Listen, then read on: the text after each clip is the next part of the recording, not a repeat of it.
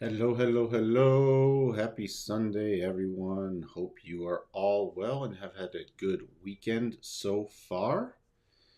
By the way, if you are new here, please do consider subscribing, ringing that bell, and hitting the like button. Longer term viewers and subscribers, please like the videos and leave some comments. So, what is going on? Let's see. Hello, Tesla Force. Hello, DanJet. Welcome to Happy Sunday. Who else do we have? Hey, Amit, how are you doing today? Let's see, what do we have here? Coming up, I'm just going to give the overview of what's going on, and then we'll prepare ourselves for the markets. Uh, Monday, not much. Consumer credit is tomorrow in the afternoon. Tuesday, we have balance of trade and wholesale inventories. They're moderately important, but nothing I think is going to really drive the whole macro market, especially with what's still going on in Ukraine and Russia. With Ukraine and Russia, MBA mortgage application is going to be interesting to see with the bump up in mortgage rates if that is down. Real important is Thursday, March 10th, core inflation rate and inflation rate coming in ahead of the Fed meeting next week. So that will be huge. And Friday, Michigan consumer sentiment will be big too. So keep an eye out for that. Let's see. Hello, Christoph. Hope you are well. How are things over in Europe at the moment? News flow has been quite negative. Wonder how the U.S. admin is going to keep energy prices controlled. Is getting out of hand when it comes to gas or not? It's going to be, especially going into summer driving season. We're still in winter. I mean, it's getting into spring in some parts of the country, but we're getting more snow here tomorrow. Yay. Uh FOMC still 95, roughly 95% of that 25 basis hike. That probably won't really change until possibly Thursday. But again, they've pretty much set in stone. They're not doing the 50%, at least at this point. So we'll see about that. Earnings this week. Let's see. I'm just glancing through here. Let's see. Oh, I'll have to check out Petco since I got 5 rescue dogs. But other than that, let's see. I'm just seeing if there's anything major. I check out a lot of consumer staple stuff like Campbell's. We'll be watching that. I did a market stock sector overview today that was recorded. I put that up a little while ago, so check that out. Still check in on DocuSign to still see if that's in the toilet, how that's looking at going into earnings. Oracle, always take a look at that. We'll, of course, take a look at Rivian. That's not till Thursday after market. So that's really it. There's not a lot of the huge names this week that's been in the past. So not a lot that I really see going to drive the overall market. Let's see. Europe, is any indication for what's ahead? The DAX is back below its pre-pandemic level. Wow. Wow. Let's take a. I used to do a lot with the DAX, but I have not done a lot for a long time with the DAX. Well, is my chart pre-pandemic. Yeah, where's your pandemic? Where's 20? Hold on. Whoa. When did this gosh darn thing start? Well, here's the March of 20. There we go. So it's still just the. Let me know what you're looking at, Christoph. I was just checking out XETR. Where are the futures? Let's see. Futures. Do I get them on here? Let me know what you were looking. Futures, Euro, DAX futures. Here we go.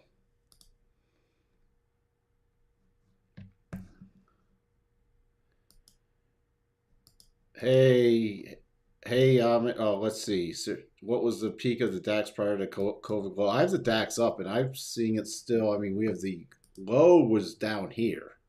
Now it's back from the high before the sell-off right here. If you're referring to that, yeah. Here's pre-sell-off. So, hey guys, hey Ken. Pre-pandemic for me is January 2020. The whole thing started to hit Europe and the US in March 2020. So here's January 2020. Here's what Christoph is talking to, and he is one of our viewers from Europe. Here's his pre-2020 levels. We could just even go to let's just go even look at you're still just above the Feb lows before the major sell-off, but you're above the January, you're below the January highs easily. They come in, I'll draw a line there. See, here's your January highs roughly. You're well below there. So yeah, you're back below there. You're not below the sell-off, but you're back below those before the big sort of crash, the COVID crash. Yes, you are. Thank you for pointing that out. Well, now you put that in terms of where we are from 2020. That the high here, we'll just go for our Feb highs because it came to US a little later. So we're still a long way off. So if the US is going to repeat what Christoph is seeing over in Europe, wow, there's you got some room to run down, don't you? So that could be a longer term. We have our major sell signals, so we will have to see with what's going on there. Although this was slightly bullish short-term price action. So we will definitely see. Yeah, he said pre-pandemic. I missed that. Thanks, Tesla. So this holding up these key levels, here's what I'm going into tomorrow watching with the S&P. See how many times we've hit this? Let me jump down to like the 4-hour. So look at how many times we got through that level really briefly and snapped above it. But look at all those tests. So if this level breaks about 42.86, then we have another stopping point at about 42.54. Below 42.54 is when I start getting short-term bearish. Then we're into this clear path move. Well, I'm saying this has been holding this level really well. So starting tomorrow, if we can get above 43.44, and that includes tonight with the Asian session and then European, 43.44 above there, 4,400 is key. Above 4,400, you'd also take it above the daily rotation zone. And then minor is 44.18, but my next major cluster is 44.64. So if we make a bullish move up, which is sort of potential right in the middle with the RSI. We've tried to get down with the rotation zone and has not been able to. Generally, that is a potentially short-term bounce play. But I am not going in anything early. I need to get to, again, really before I start really trading heavily bullish above 4,400. And then my next target would just be back to the 200. Which would be about 44.50, 44.60. And then we have the next harmonics 4,500, and then we have 45.25. Now this is going to be a very key area. You have the declining trend line, you have the 200, you have the 75% harmonic, and you have the declining 50, and you have this little prior candle body resistance area. So there's some major resistance on a little pop-up there. Now, the rotation zone, if you're going purely off the technicals, still does favor lower prices. What would confirm it after we got up through this intraday for a slightly higher bounce would be if you closed like Monday or Tuesday above this 4,400 level, or really 44.04, because then that would give you above that 62.5, which then favors some short-term higher prices. Does that mean new highs? No. That means short-term higher prices, and short-term higher prices could just be to the 75% harmonic level. And again, really pay attention. Your first warning sign of a breakdown is this 42.86, and then you can see here on the daily, this 42.55 area. You get below that, I'd really be watching for a retest of the low area in conjunction with the rising trend line. So that rising trend line is about 41.31. We have a significant level, 41.25. Then we have 41.02.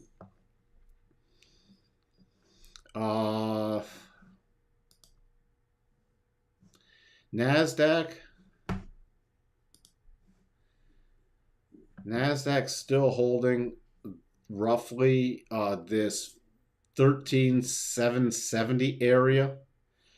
Now we start getting momentum below there. We are into a 4-hour clear path. So that starts getting even bearish sooner. Now the first level I will watch is 13,598, so 13,600 to about 13,580. And we break below there, then I would get really bearish for a potential retest of the lows. To the upside, this technically on the 4-hour doesn't fit, but I'm treating this almost as one little side of the double bottom. So I will watch these targets. That's why they're still on there. It doesn't fit on the 4-hour. So if we got a 4-hour close above there, I have to take it slightly with a grain of salt.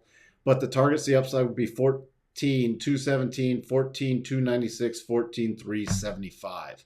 I will use those and fine tune them with any shorter term price action. You see that second target area is right near another significant level and the declining daily rotation zone.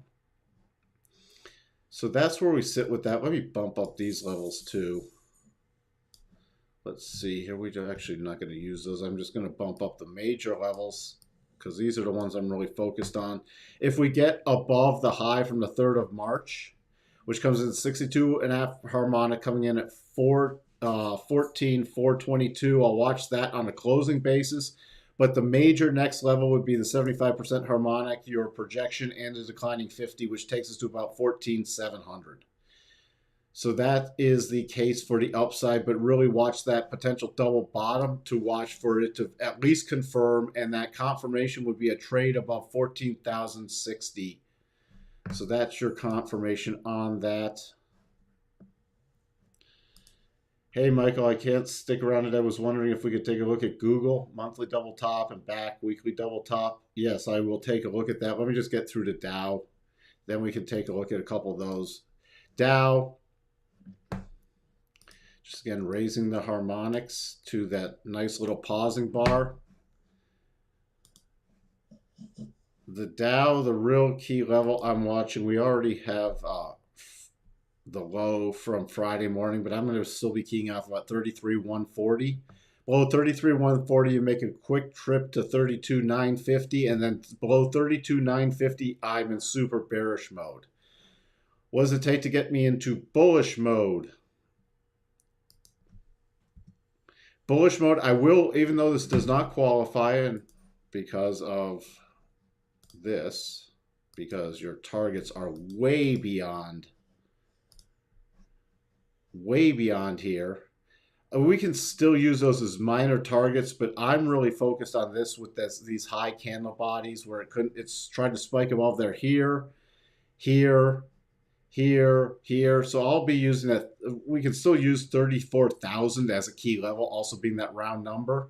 The next doubled, I'll just watch this because it ties in this high about 34,143, and I'd only use this as an intermediate level. My next major level you can see here is we have this major cluster right around 34,400.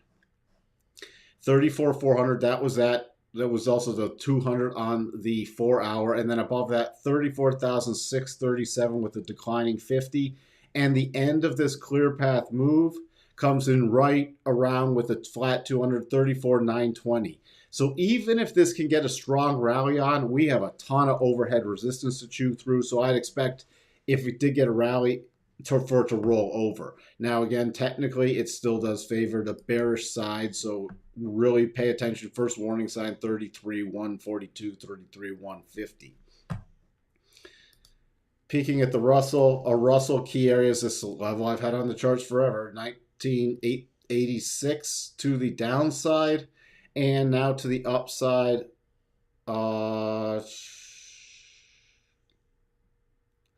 right around 2050. Though I either got to do a breakdown or a breakout is what I'm watching for on the Russell.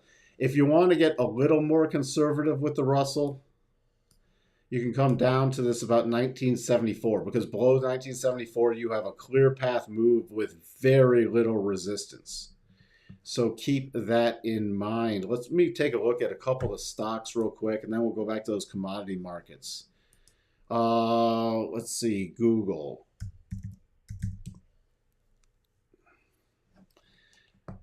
Monthly double top.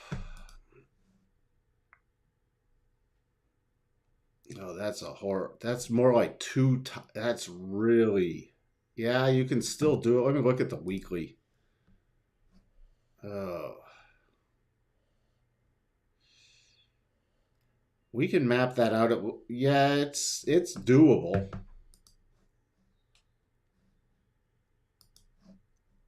Let's see where those targets take us. Uh, oops. I gotta fix that at some point.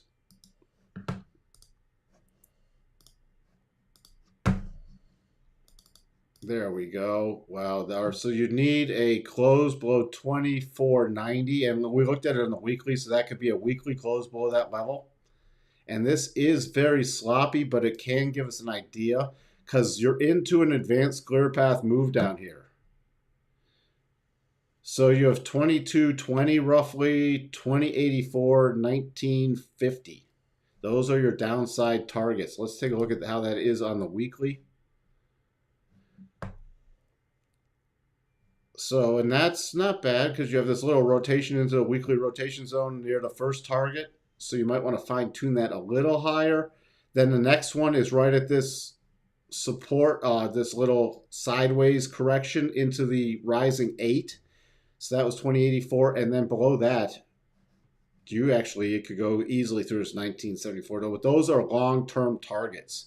You see here also on the weekly, you have the first cross the weekly rotation zone. So really, I would pay attention to that 24.90 level. You start breaking below that, I wouldn't be, it would be sell the rallies. Sell the rallies in Google if that starts happening. And Michael also wanted to look at BAC.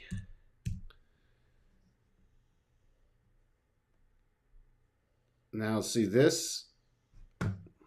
Let's see here. Weekly.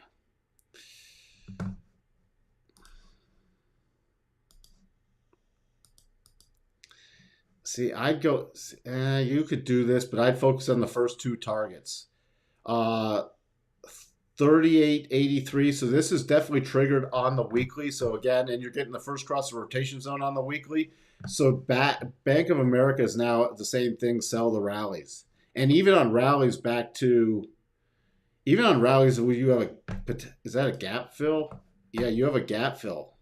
You have even you could even rally this back to the 44 area or the 43.60 with the flat 200 that was broken, and those would all be great longer term sell signals. But this is definitely this would be sell the rallies on this one too. 38.83. So if you're playing put spreads or any kind of bearish spreads, I'd use these to help construct them. 38.83, 36.95. And my lowest probability one would be 35.07, but that coincides with this nice little top pattern. So if you slice through this pretty easily, that could be another target. And you could easily play these with some weeklies on. We start breaking down, especially with the XLF also. You break down, these could be little weekly put spread plays. Hey, Mike, on SPX, when you brought up the 75% fib retracements because it was lining up with the support at 44.75, you mean with the S&P futures? 44.75. Let's see. You brought up I brought up the 75% harmonics from this retracement move because especially if you get to close above the 65, it favors slightly higher. But here's why I'm watching that area. Again, reiterate that. You got the flat 200, you got the declining 50, you have another retracement harmonic, you have this key highs, and you have the declining trend line. So that's like my major, on any market strength, that's my first major target area that I would be unwinding a fair amount of positions and keep only something lighter on to the upside. You are welcome, Josh. These market overviews are amazing. A great way to get your mind right for the upcoming week. And I find it best to do that. Thank you, Amit. Best to do it on the Sunday. You prepare ahead of time. Then you can enjoy the rest of your evening. You can check in on the futures. You can sort of gear yourself up instead of trying to rush through it Monday morning and then letting the what's already going on sway your emotions, either bullish or bearish. Of the big four, Amazon is the closest to breaking down. Please check a weekly. Let's take a look at that. I see your question, Ken, on Tesla. I'll take a look at it in a second. Amazon on a weekly. Well, Amazon, look, we came down here into this. I mean, you have pretty much an advanced clear path move down here to the 200 week. Little return to the weekly rotation zone and now rotating back down. Where does that sit with it? I just want to see something.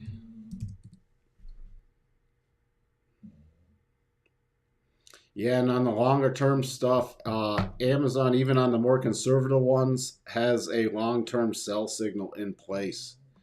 So yeah, Amazon, you got a longer term sell signal. You already have a shorter term sell signal. You can see here, and this is why I don't get sucked into this, because it came up here. We had a significant level at this 3164 area.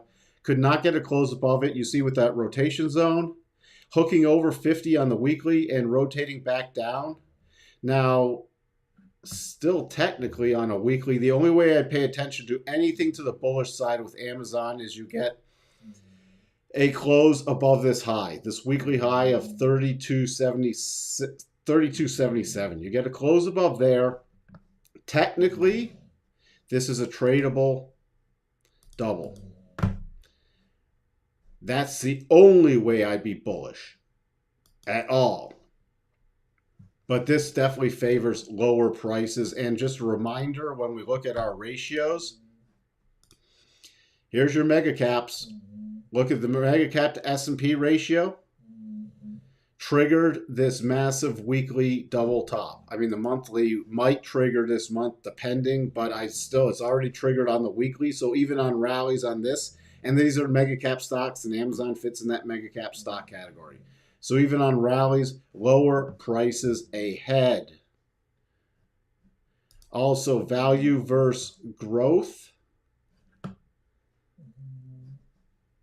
Here's your weekly, triggering this weekly to favor value over growth longer term. You can see that's what it looks like on the monthly clear path move. So this is, and Amazon would fit in that growth still technically versus value category. So that's another negative. Here's your other growth versus value. There's no potential double on this, but this also is starting to break down. Little rally. You can see here, I'll have to measure that out, but you see here rally back to the daily rotation zone and rotating down. So things with the mega caps aren't in their favor also, and that would be with Google also, which we already looked at. Ken had a question up here. Ken, what's your opinion on the latest Tesla Giga Berlin news? Seems like it's going online soon. I'm meeting a lot of people buying the news with other stocks and getting a major dump in a day or less later.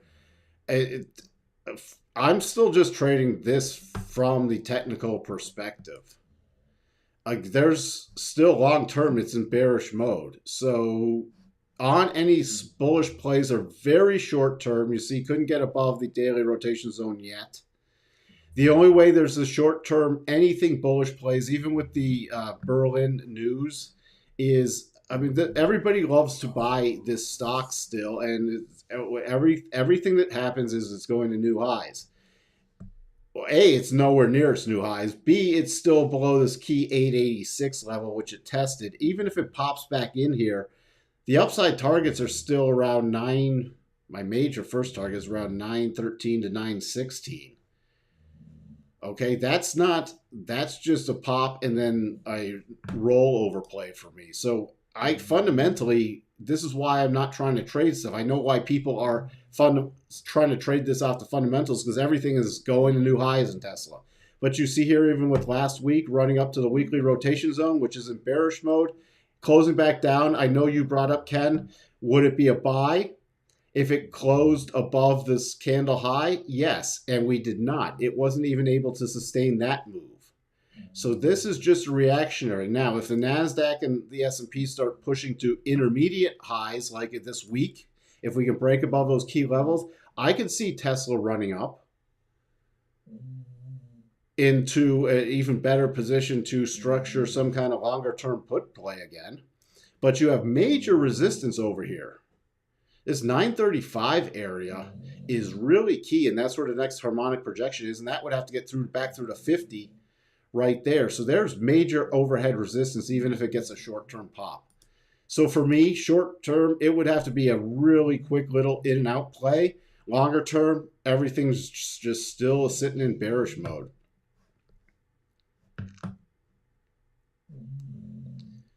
Crazy how the 0.125 levels line up so well in various markets. It is crazy, and that's why I use them. It's why I use these harmonics. It's crazy, literally, how well they work. Do they work perfectly? No, nothing works perfectly. Somebody tells you they have a 100% guaranteed system, they are lying through their teeth. Or they've optimized it so short term that you can curve fit anything and make it to 100%. I've seen it happen repeatedly. Then you do walk forward testing, or they start trading it, and it's so over optimized, it blows up in their face. Be careful with this. I've been using this stuff for, well, I started in 92. I haven't used all these tools since 92, but I've been using a lot of stuff for a very long time. We don't have the head and shoulders anymore. This got blown out with the rotation back up. You can see here, dip in the rotation zone, dip in the rotation zone holding up. So we never even had the head and shoulders trigger. Is this forming a larger double top pattern?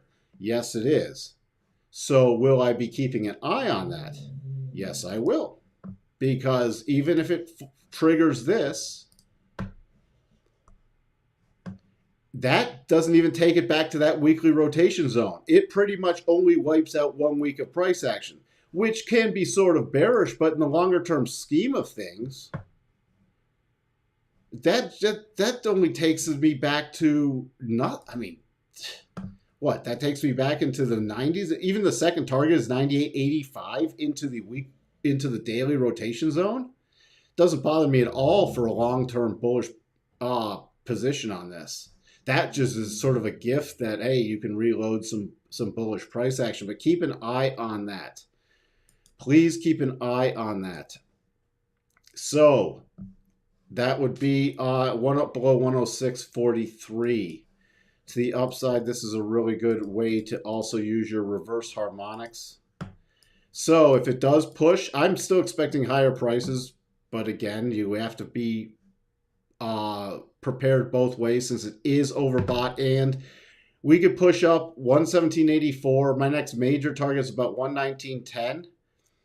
And 119, if it does not even get there and rolls over, those doubles are still in place, and you can see divergences. So push, we could get a third push even higher to that 117.84, roll over again, that would be a triple divergence. What would make it in the macro perspective do that? Don't know.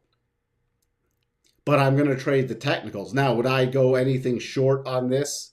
No, this is areas that I'd be looking for pullback plays. If I was going to trade this at anything short term, it would be super short term, intraday off momentum to the downside and not going home short. There's no way I'm going home short with crude because of what's happening in the world.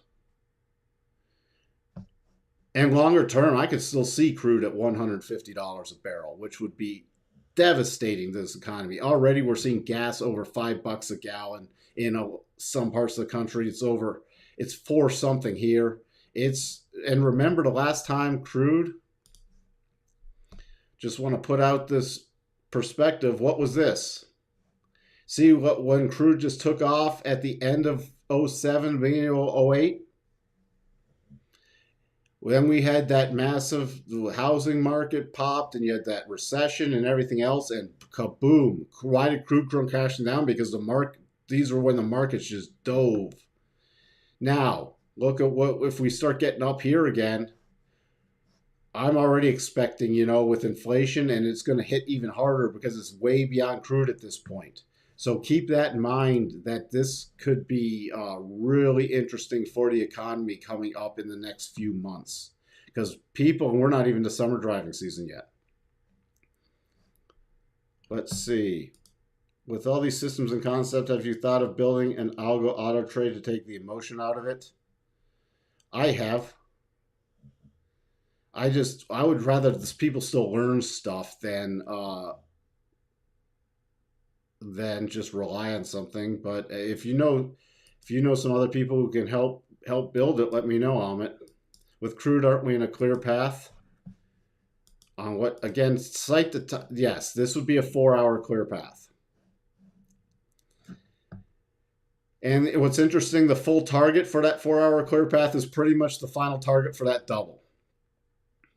So could news come out that's, hey, bearish for crude like for a couple days, and this just comes crashing down and then goes rips your face back off to the upside? Yeah, easily.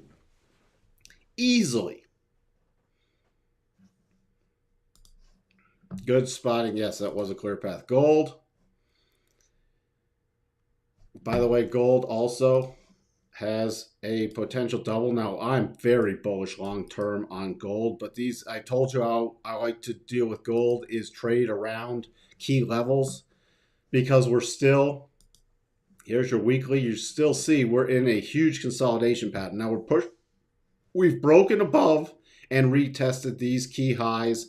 We're now just breaking above this little area, but I could easily see if anything happens or we get a bigger pullback in the markets, gold could easily retest this 1882 area, which would be an area to reload for me. Silver, not really a double with this new push higher, but my major support on that is 2470. Notes, 10-year notes.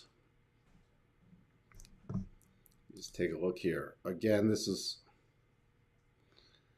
we had that double that played out before. Now this doesn't work. It's not reversing enough move, but my key level, if it's a continued flight to safety, is about 128.25. If you get above there, then you're into a clear path move. If you get into that clear path move, then your next target is right around 129.24. And then your next target above there, and those are in the futures, 130.11. Let's see where that sits with the weekly, because we've already come to the top of the weekly rotation zone. But those targets would essentially take it back to the 200 and then to a major support level. How would that look like with yields? Because you see that's the bottom of the rotation zone for yields. And then yields, you see here's that clear path move. But the first area I would do, you have this 166 area, and that would be essentially be the first target of the clear path, and the next target would be down around this 200, 150, 1.5. So if we have a continued flight to safety, those are your yield targets for the 10-year. Dollar index, strong, hit the next harmonic. Dollar really strong on any pullback. First key area was about 98.28. Major area I'm watching to see if we pull back. To see if we hold below the bottom of the rotation zone, though, is about 98, 98.07. 98 to about 98.07 would be my key level to watch for on a pullback. But the next target higher for the dollar index is 99.79. U.S. and active discussions over Russian oil import ban. Yeah, and they're also they're starting conversations with Iran for importing oil. Fantastic. You're really going to buy oil from Iran? Great. Because they won't open up the pipelines. They won't do stuff in this country. This country's so backwards in terms of energy stuff right now. It's mind-blowing. And don't buy oil, fine. I completely agree. Don't buy Russian oil, but don't buy Iranian oil. Jeez. STUFF had a down up move Friday. Do you see more downside, or was that just the dip to buy?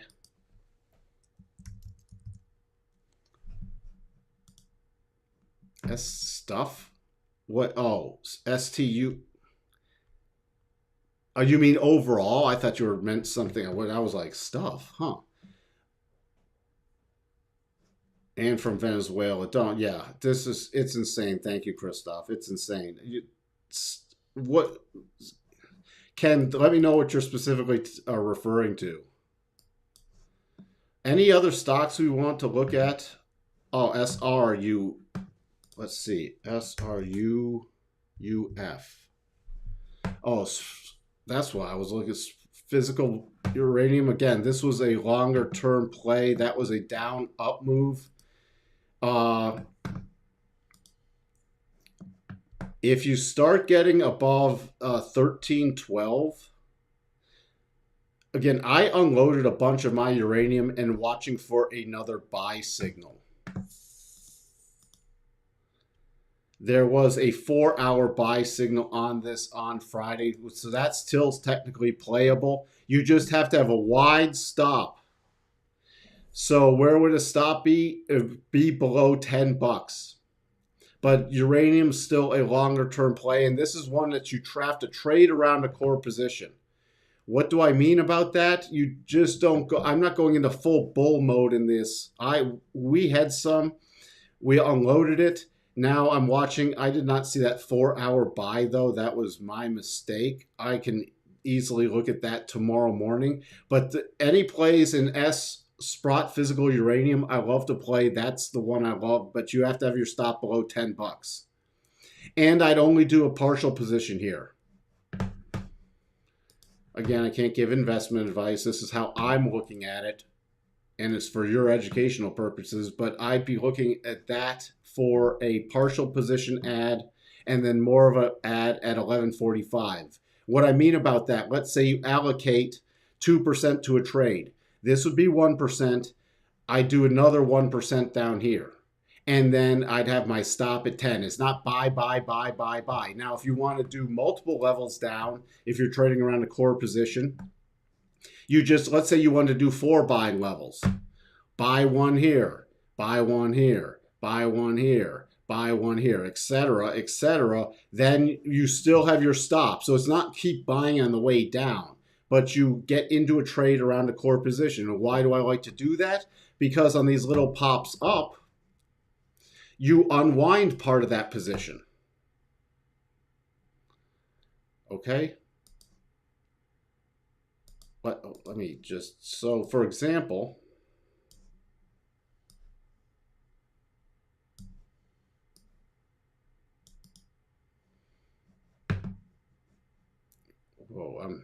geez. Above this harmonic was take something off. And you see we got a pop above it and then a little reversal move back down. Now it could be re-add. You get above the most recent high.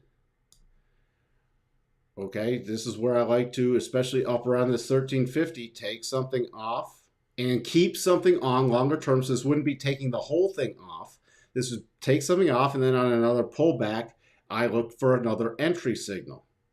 So that's definitely what playable. So this is technically playable on tomorrow morning from the bullish side. And I would not just keep a stop below 12 bucks. Why? This is super volatile in this kind of, with what's going on with Ukraine and Russia, also with having to restart some more nuclear power plants. I am very bullish on this, but you have to be prepared for volatility, which is why I like to trade this one and gold and silver around a core position.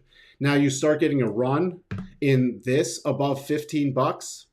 That's when it's hold and more aggressively add on pullbacks. Then I hold for the bigger run. Does that make sense? Let me know beyond Ken. Does that make sense to anybody why I play stuff like that with the things that are more back and forth until they can prove the breakout? Just like, my favorite thing for playing gold is PHYS, which I don't update it on this platform, but this, if you watch this, again, you get so much back and forth. So you're still in this major, you got a lot of resistance. Long term, I'm still very, very bullish on gold. But it's not just buy and hold, because look at, you still get a lot of back and forth. So I can get out of some on a pullback at it. And now where do I get super bullish? If you start getting a close above about 1620, it's good. It's probably going to make a run. That's when I get more aggressive to add and I go for much larger targets. But until that happens, you can harvest more by trading around a core position. So, you know, you get even above the high 1650 in Sprott Physical Gold Trust. I mean, stop raise. Even I'd probably even raise again here. They wouldn't be take off. Now in pullbacks, it would be pulling back and then looking for rebuys, because you'll still get rotations. Nothing goes straight up. Maybe crude did for a few days, but nothing continues to go straight up. Wheat's gone straight up. Well, there's some others, but it won't go straight up forever. There will be a time where wheat will stop. Wheat next target, by the way, 122. This is going to be bad too. Look at this. Closing on this harmonic, then 122. We were already limited up here. From Friday, it was limited up. That's why you can barely see that price. One trade. Limit. So here's why I still have these harmonics on the charts, because on any pullback, if it comes off limit at all, you have this is my area to watch for a potential first level of support.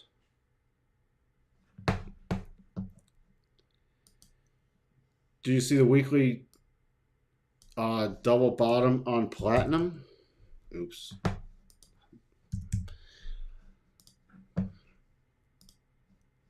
Let's call that up. Weekly. Yep. And there it is on the chart, and it triggered. So here's another play. Is there a good way to play platinum with stocks? Does anybody know that, for people who can't play the futures? Look at that, holding the 200, moving up. So this, again, on even pullbacks on this is another play to the upside. 1223, 1278.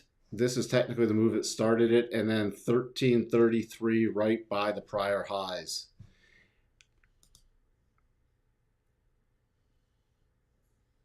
Yep, got that one down.